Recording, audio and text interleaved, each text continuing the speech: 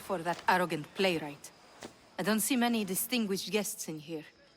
Can I help you with something? I'm here for your sweet wine. Yes, take it. But get out of my kitchen. I'm very busy, you know. A new face in Pericles' abode! Ha! That in itself is a remarkable thing. You must have seen me doing my impression of Cleon. I call it the Orange Ape. Tell me, what does it think? I am called many things. It isn't one of them. What do you call yourself then?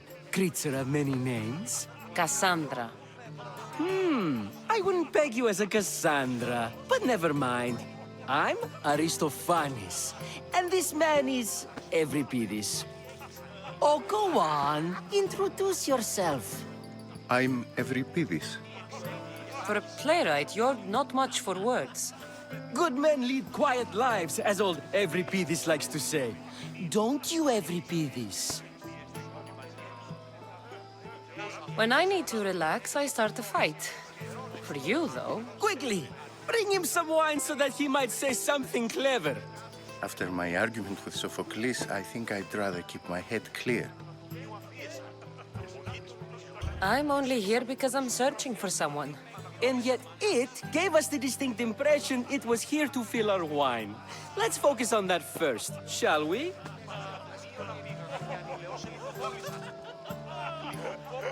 You and Aristophanes could both use a drink.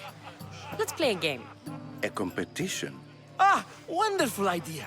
Euripides seems quiet, but he never turns down a challenge.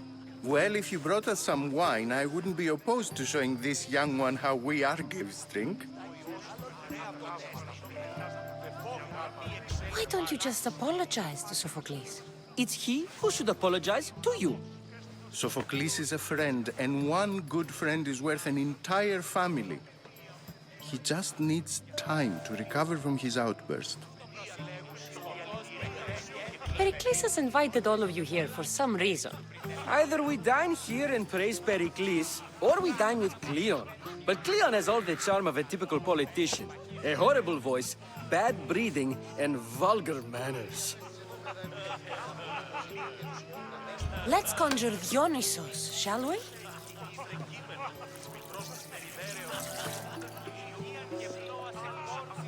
This is pure swill.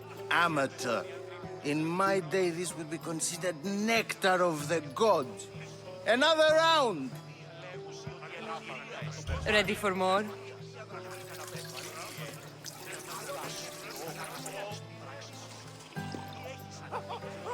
Yeah, I can hardly stomach this pig's piss. I could outdrink both of you with one hand. Let's have some more! You ready for another?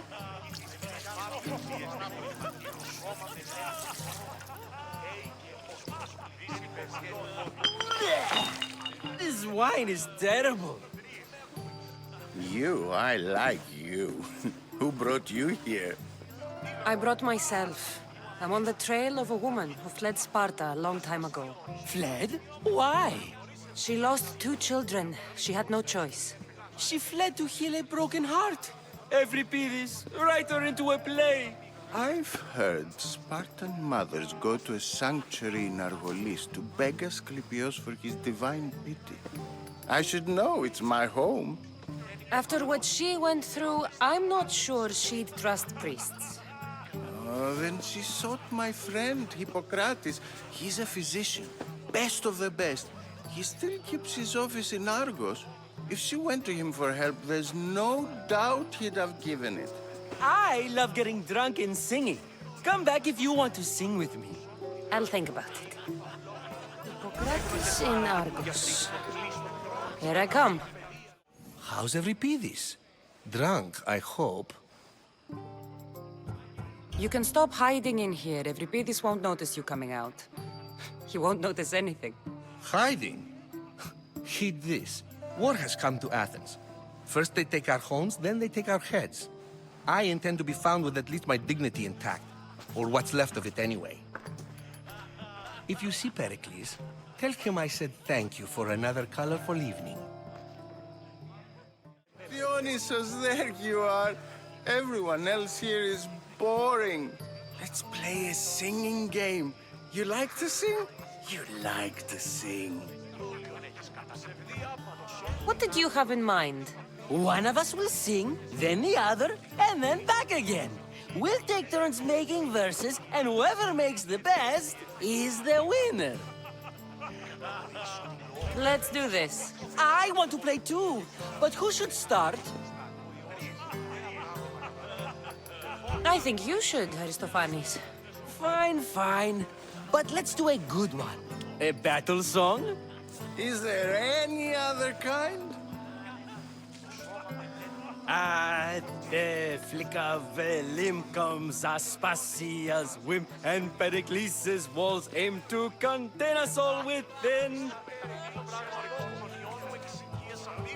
The Spartan hordes outside eat your cattle and children alive.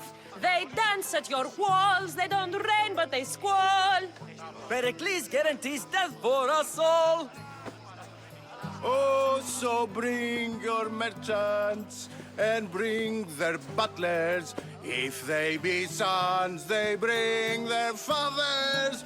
This is war, war, war. Bring your murderers to the crimson quiver. Bring the helots if they be spillers. It is war, war, war. Collect your weak and collect your sinners. Line them up at the phalanx dinner. This is war, war, war! If they want blood, then blood you'll give them. I'll stab their guts and let them spill it. This is war, war, war! The stupid sweepers, the genius teachers, all just meats and juice and liver. For when our wars are done, after lives are lost and blood has run, we must rejoin our broken daughters and our sons. Reunited together, we will be one. Enough, enough! You're a great singer.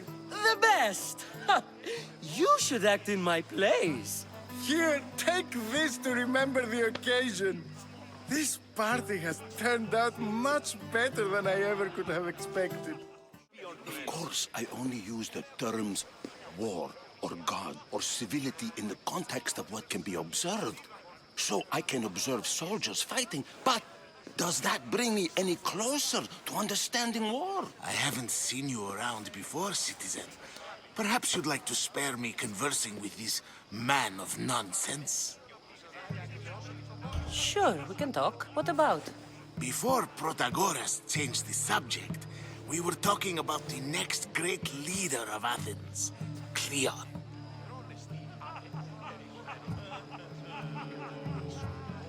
I saw Cleon talk at the Pnyx. Even for a politician, he's scum. Bah, you sound like every other blowhard in this place.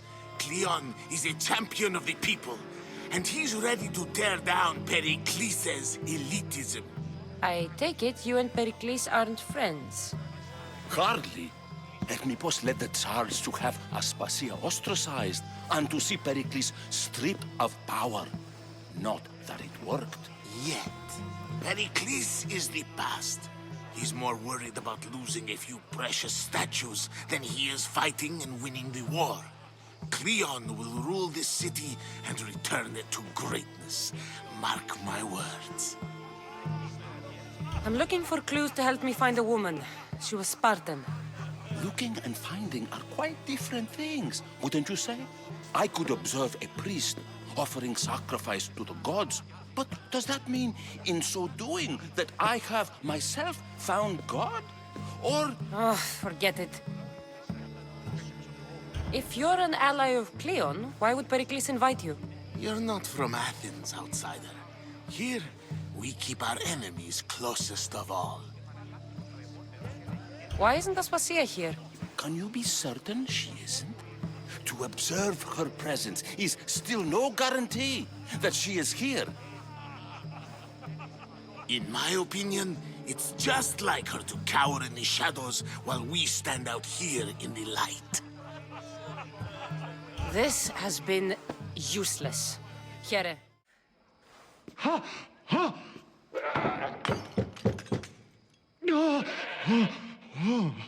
Someone's being hurt. Open this door or I'll kick it in! Don't mind her. She likes to watch. Look at you. Such authority. Such aggression. I can see why Pericles has taken such an interest in you. Did you come to join us? It sounded like someone was in pain. Well, it can sometimes be hard to distinguish between sounds of pleasure and pain. Had I known you were going to knock, I would have left my door wide open for you.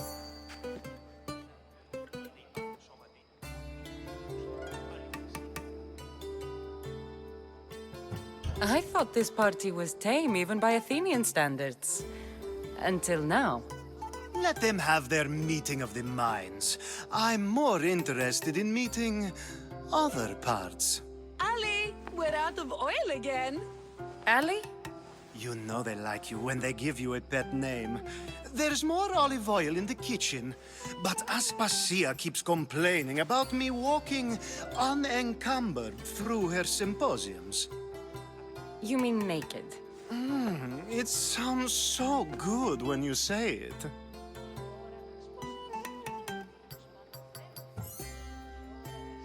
I come bearing gifts. We're saved! Today, these women grieved for their sons, and these men worked the wall. But tonight, we forget all of that. Let's have some fun! What do you say? Care to join us?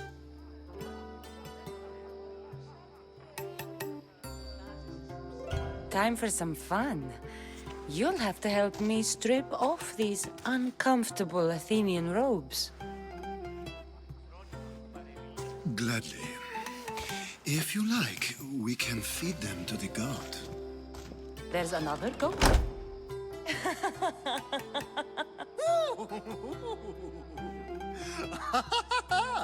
Ooh.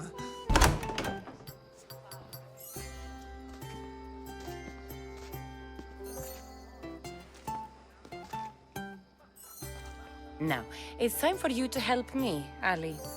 I'm looking for someone. All business right until the end. I like that. Focus. I'm looking for a woman who fled Sparta a long, long time ago. Fled Sparta? No one flees Sparta. But let's pretend she did. If she were stupid, she'd be dead. If she were smart, she'd do what Aspasia did. She'd earn her independence. The smartest and most resourceful women I've ever met have been in Corinthia.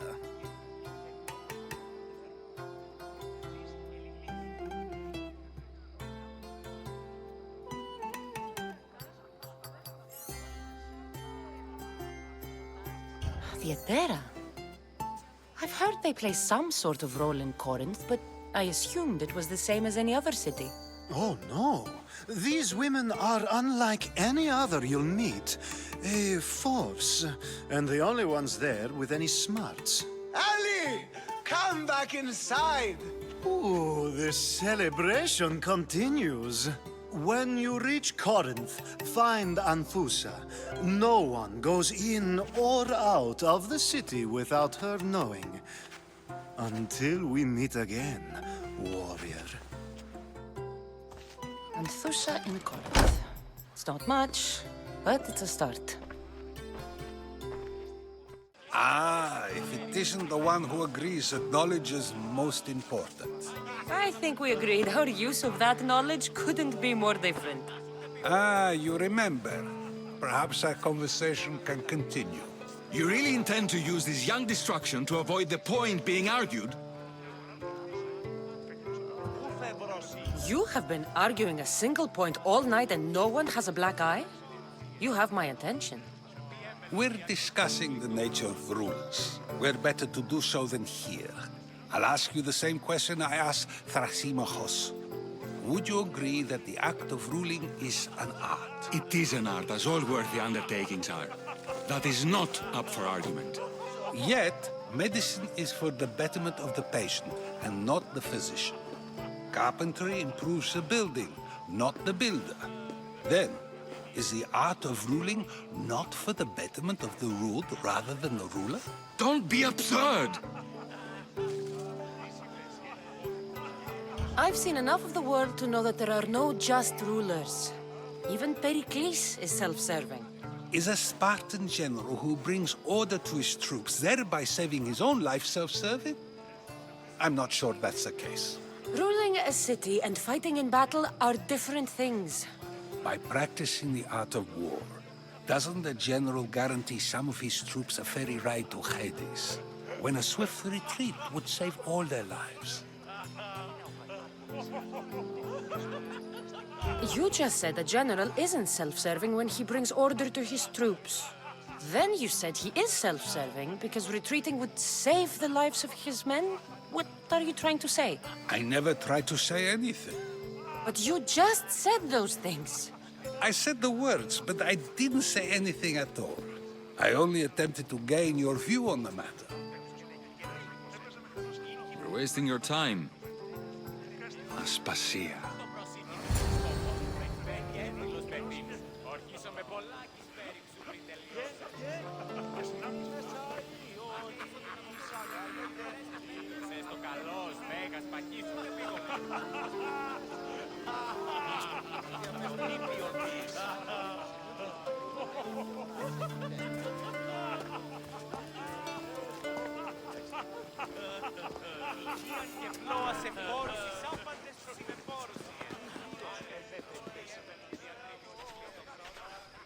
I couldn't help but notice your talent for debate. Well done. Socrates is an interesting character. Ah, Phoebe. Pericles has retired to the balcony already, has he? His ability to sneak off and sulk is second to none. I can go get him, and Cassandra can help. Everyone listens when she talks. That'll be fine. Run along. Cassandra will be right behind you. Now, allow me to introduce myself. My name is Aspasia. I had to go to great lengths to cover up your work in Megaris. I did what I had to, and I'd do it again.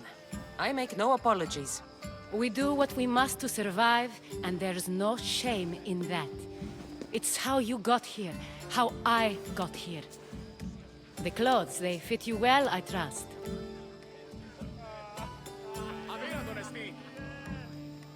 These may be the nicest clothes I've ever worn, but I feel a bit uncomfortable, to be honest. You never really get used to them. It seems we have the attention of the entire room without a single eye being fixed on us. If you'd like to talk, do it now, and do it discreetly. I've been searching for a woman named Myrine, my mother. I think she may be in danger, and my search brought me here. What clues do you have to her whereabouts?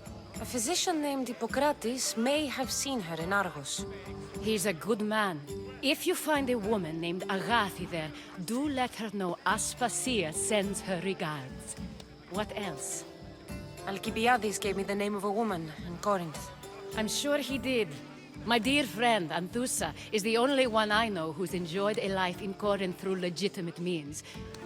Mostly legitimate, anyway. That's all I have. There is another option. In a former life, when I needed something done or someone found, I contacted a friend. An admiral of a sort. What's his name? Her name is Xenia. When we last spoke, she was in chaos. A word of caution. When you go to her, be on your guard. Sea life makes a monster out of most people. Thank you, Aspasia. When you're done, return here. Together, we will find who you're looking for. Ah!